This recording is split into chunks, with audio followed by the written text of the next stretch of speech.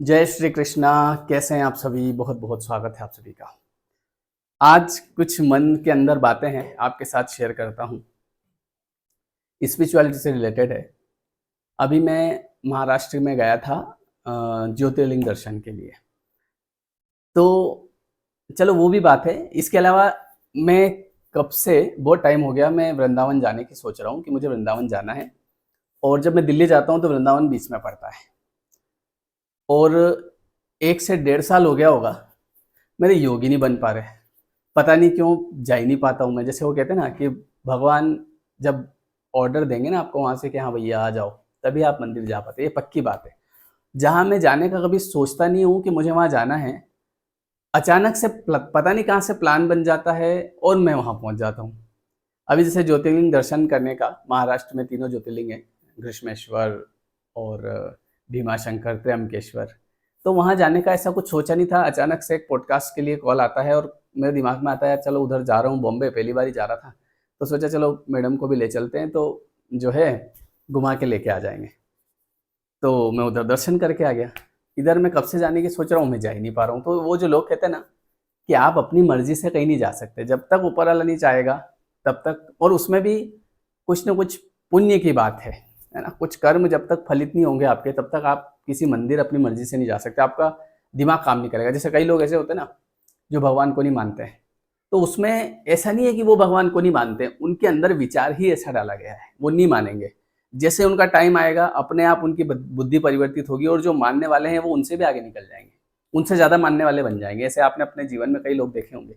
तो हमारे मन के अंदर जो विचार आते हैं वो हमारे कर्म के अनुसार आते हैं। क्या हमारे जीवन में आगे हमको किससे मिलना है, कहाँ जाना है ना, क्या बात करनी है, पैसा कितना आना है, सब कुछ चीज़ें हमारे जैसे कर्म होते हैं, उस हिसाब से हमारी बुद्धि होती है। अब मैं आपको बताता हूँ। अभी मैं भीमाशंकर गया था ज्योतिर्लिंग। तो वहाँ पे कुछ ऐसा हुआ कि हम लोग पहुँचे वहाँ 2 बजे, और चूंकि हमको वहाँ से फिर घृष्मेश्वर जाना था जो कि 300 किलोमीटर पड़ता है। तो मैंने सोचा यार अपन जल्दी से दर्शन करके आ जाते हैं ताकि समय से वहाँ पहुँच जाएंगे। तो 2 बजे का टाइम था। अब भीड़ इतनी ज़्यादा, बहुत दूर गाड़ी खड़ी करी, वहाँ से देखा मैंने यार बहुत भीड़ है यहाँ, तो क्या करें। तो इतने में वो गाड़ी वाला बोला कि भैया एक काम करो, ये आपको स्पेशल दर्शन करा देंगे। ये गाड़ी, इनकी गाड़ी से बिठा के मंदिर तक ले जाएंगे, वहाँ आपको दर्शन कराएंगे और वापस गाड़ी में बिठा के लाएंगे, 10 से 15 मिनट लगेंगे। अच्छा, बोले ये आपको ये 3,000 रुपये लेंगे। मैंने कहा यार अपन लेट भी हो रहे हैं, फिर अगले दिन का प्लान भी, क्योंकि सारी टिकट्स वगैरह होटल की, ट्रेन की, बस की, जो भी है सब पहले से बुकिंग रहती है। मैंने कहा चलो। अब देखो कई बार हमको ऐसा लग रहा है कि हम चीज़ें कर लेंगे या हमारे पास हम पैसे दे के चीज़ें कर लेंगे, लेकिन जिस चीज़ का जो टाइम है वो उसी टाइम होगी, चाहे आप कितना ही दम लगा लो। अब वहाँ पे ऐसा हुआ कि मैंने सोचा 15 मिनट में आ जाएंगे, ढाई ज़्यादा से ज़्यादा 2:30 बजे निकल जाएंगे, ऐसे 3 बजे निकल जाएंगे, तो भी अपन 5 घंटे में पहुँच जाएंगे, है ना, टाइम पे पहुँच जाएंगे। अब ऐसा हुआ कि वहाँ से वो हमको गाड़ी करके ले गया और थोड़ा आगे हम गए थे और वहाँ पे एक गेट था ऐसे। तो वो गेट क्या हुआ कि कोई लगा के, ताला लगा के खाना खाने चला गया। तो हम बैठे रहे वहाँ पे, चलो ठीक है आएगा भाई। हम बैठे रहे 15 मिनट हो गए, कोई नहीं आया। मैडम बोले यार ये 15 मिनट तो इन्होंने यही कर दिया, इससे तो अपन पैदल, देखो ये जा रहे सब लोग पैदल, अपन पैदल पैदल चल के दर्शन करके आ जाएंगे। तो मैंने कहा ठीक है। मैंने कहा उसको, मैंने कहा भैया आप तो यहाँ तक के पैसे ले लो और हम हमारे चले जाएंगे, इतनी देर हमको, हम तो जल्दी आपके लिए पैसे इसीलिए दिया था कि आप जल्दी दर्शन करा दो। और यार भैया वो पता नहीं कहाँ चला गया। हमने कहा आप तो एक काम करो, हम तो चले जाएंगे हमारे। जैसे हम इधर से उतरे और वो चाबी लेके आ गया और वो दूसरे को बिठा के, दूसरे से बात कर ली उसने, उसको बिठा के ले गया। चलो छोड़ो। अब इधर हमने कहा चलो पैदल पैदल कर लेंगे। जब पैदल पैदल देखा तो और बहुत लंबी लाइन, मैंने कहा मैं लाइन देख के आता हूँ, मैं जा रहा हूँ नीचे तक। मैंने कहा यार बहुत टाइम लग जाएगा। फिर एक और आदमी खड़ा था, बोले भैया 1500 रुपये लूँगा और आपको मैं इधर से ले जाऊँगा और उधर आपको दर्शन करवा के और एक 15 मिनट में आपको फ्री कर दूँगा। चलो ठीक है, उसके साथ गए। जब वहाँ जाके उसने खड़ा कर दिया, यहाँ खड़े रहो अभी आपको बुला लेंगे। खड़े रहे 15-20 मिनट हो गए। फिर वो आया एक बंदा, बोले भैया यार अभी थोड़ा सा टाइम लगेगा। कितना टाइम लगेगा? बोले 1 घंटा लगेगा, अभी आरती चल रही है तो अभी नहीं बुला सकते, तो आप 1 घंटा यहाँ वेट करो। मैंने कहा यार 1 घंटे में तो मैं लाइन में लग के दर्शन कर लूँगा। फिर गए वापस, फिर लाइन में लगे और फिर जाके 5 बजे हमारे दर्शन हुए। तो चूंकि वो 5 बजे का टाइम लिखा था वहाँ पे, न 1 सेकंड पहले न 1 सेकंड बाद, आपने अपनी तरफ से लगा लिया जोर, जितना लगाना था सब ज्ञान गणित कर लिया। हुआ क्या? आप वहाँ पे जिस समय पे पहुँचना था उसी समय पे पहुँचे। ऐसा हमारे जीवन में कई बार होता है और हम परेशान हो जाते हैं, अरे यार ऐसा हो जाता तो ऐसा हो जाता, तुम ऐसा कर लेते न तो ऐसा हो जाता, तुम ऐसा कर लेते ऐसा हो जाता, तुम थोड़ा जल्दी चला लेते जल्दी पहुँच जाते। सब फालतू बातें हैं। हर चीज़ का समय तय होता है, कब कहाँ पहुँचना है, क्या करना है। तो जब कभी भी ऐसी चीज़ हो, अब उसमें मुझे कोई परेशानी नहीं हुई। ऐसा नहीं है कि मैं 5 बज गई तो मैं परेशान हो गया। क्योंकि मैं इस चीज़ को बहुत अच्छे से जानता हूँ कि जिस चीज़ का जो समय लिखा है वो तभी होगी। हमने सब स्कीम लगा ली ना हमारी तरफ से, हमने उसको पैसे भी दे दिए, हमने दूसरे से भी बात कर ली, लेकिन क्या हुआ? कुछ नहीं हुआ। तो इसलिए कभी भी ऐसी चीज़ें होती है जीवन में कि जो हम चाहते हैं वैसा नहीं होता है, तो परेशान नहीं होना है। ये वीडियो बनाने का उद्देश्य ये है कि परेशान नहीं होना है कि यार ये हो जाता, अगर तुम ऐसा करते ना तो ऐसे हो जाता। तुम अगर वहाँ मनाने, कई बार घरों में ऐसी बातें होती है ना? कहीं मान लो शादी की बात चल रही और घर में पिताजी ने कहा कि नहीं लड़का अच्छा नहीं है और मना हो गई। फिर बाद में पता चला कि उस लड़के की शादी कहीं और हो गई, तो घर वाले पिताजी के ऊपर आपने करा सब।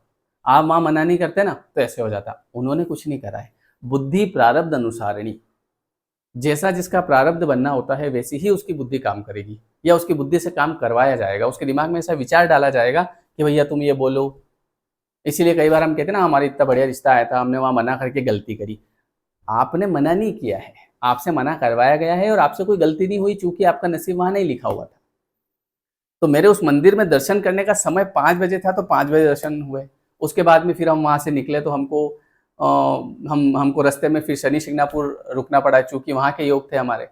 तो वहाँ तक जाने में देर लग रही थी, तो हम रात को 11 बजे शनि शिंगणापुर पहुँचे और हमने साढ़े 11 बजे दर्शन किए और वो दिन था शनिवार का। तो देखो मतलब भगवान को आपको कहाँ बुलाना है और वो सब उसकी व्यवस्था है।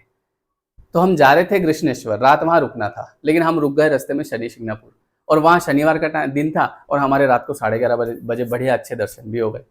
तो मैं विचार कर रहा हूँ, मैंने कहा देखो ऊपर वाले की सब कुछ प्लानिंग होती है, आपको कहाँ से, अब वहाँ पे अगर हम लेट नहीं होते तो हम फिर कृष्णेश्वर पहुँच जाते, है ना? वहाँ पे शनि महाराज के दर्शन नहीं होते।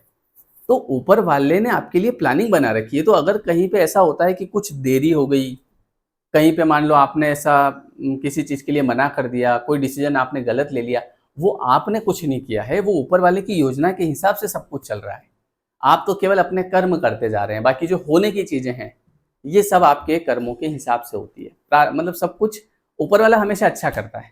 इसीलिए बोलते हैं God's plan are better than your plan. भगवान के प्लान जो है, वो हमेशा आपके प्लान से बेहतर होते हैं। बस ट्रस्ट, समझ गए? चिंता नहीं करना कभी भी, है ना? कि ऐसा हो जाता तो ऐसा हो जाता। बहुत सारे लोग गिल्ट करते हैं पास्ट का, अगर ये मना नहीं करती ना तो आज ही ऐसा हो जाता। हमारे मन में आने वाले विचार भी हम नहीं करते हैं। हमारे मन में आने वाले विचार भी हमारे मन में भेजे जाते हैं कि तेरे को ऐसा बोलना है, तेरे को यहाँ पे मना करना है, तेरे को यहाँ पे हाँ करना है, तेरे को इधर पलटना है, ये करना है, वो करना है, सब हमारे मन के अंदर आते हैं।